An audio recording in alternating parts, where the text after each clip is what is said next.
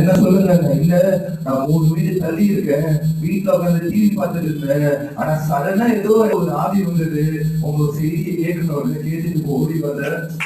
அப்பதான் அறிந்து கொண்ட, நம்ம வாழ்றது என்னதான் புருஷன வாழ்க்கைய வாழ்ந்தாலும், என்னதான் மகிழ்ச்சியின் வாழ்க்கையை வாழ்ந்தாலும், நம்மளுக்குள்ள ஏதோ ஒரு சாபம் இருக்குங்க, நம்மளுக்குள்ள ஏதோ ஒரு செயல்கள் இருக்குங்க.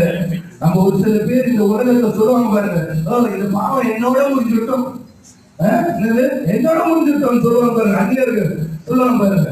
நம்ம அது போல இருக்கணுமா? நம்ம அது போல இருக்க முடியுமா?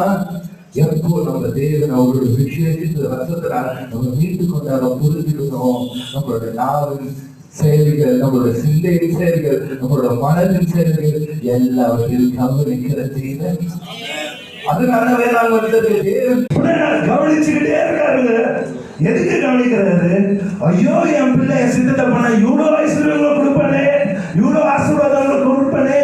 நிறைய நேரத்துல கிருபையை பத்தி கேட்கும் போது எப்படி கிருபை அடையிறதுன்னு சொல்லிட்டு யாரும் சொல்லணும். ஒரு சில பேர் சோத்திர வரிகள் இருக்கீங்க சொல்றீங்க, வேற கிருபை பெருங்க. ஓகே, அநேக சோத்திரங்கள். ஒருத்தர் ஒரு பெரிய பிரீச்சர் சிங்கப்பூர்ல, அவரு ஹீப்ரு குறித்து ரொம்ப பயங்கரமா பேசுறாரு. அவரு ஒரு காரியத்தை சொன்னார். அப்பதான் அதெல்லாம் மேற்கொண்டு வாழும்போது நீதிமான்களை போல், பரிசுத்தவான்களை போல், தீர்க்கதரிசிகளை போல் நம்ம அடி வாங்கியும் மேற்கொண்டு இருக்கும் போது தேவனுடைய கிருபை பெற்றுக் கொள்வோம்.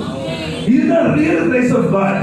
ஆனா நம்ம நிறைய பேர் என்ன நினைச்சிருக்கோம், நம்ம பரிசுத்தமா இருந்தா போதும், நீதிமானா இருந்தா போதும். இல்ல இல்ல, அதுக்கு மேல செயல்கள் இருக்கு. என்ன நடந்தாலும் நீ நீதிமானா இருக்கணும். யோபுல இருக்கும்போது என்ன நடந்தாலும் நீதிமானா இருந்தானா இல்ல. ஒரு பாயிண்ட்டுக்கு மேல அவனும் இறங்கலாம், அவனும் முடியலடா, என்ன செயல்பட முடியலடா, எதுவுமே பண்ண முடியலான்னு இறங்கலாம். இறங்கும் போது தேவன் சொன்னதே, இத்தனை காரியங்கள் இன்னும் உலகத்துல உனக்கு அறியாம இருக்கு, எத்தனையோ செயல்கள் நான் ஒழிச்சு வச்சிருக்கேன், எத்தனையோ காரியங்கள் பண்ணி வச்சிருக்கேன், ஆனா நீ அதெல்லாம் அறியாம எனக்கு எல்லாம் தெரியும்னு ஒரு சிந்தனை. நம்ம ஒரு வயசு வரும், ஒரு வயசு வந்தோன்னு என்ன நினைப்போம், உலகத்துல எத்தனையோ பேரை நான் பார்த்துட்டேன், இதுக்கு மேல ஒரு மனுஷன் நான் பார்க்க போறது இல்லைன்னு சொல்லிட்டு ஒரு சின்ன வரம் பாருங்க. அது யார் கொடுக்குறதுங்க? சாசனம் கொடுக்குறது. ஏன் கொடுக்குறான்? எப்படியாச்சும் தேவனோட பரிசுத்தத்துல இருந்து, அவர் ஆசீர்வாதத்துல இருந்து புடுங்கி நம்ம கிட்ட இருந்து புடுங்கி ஓடிடும்.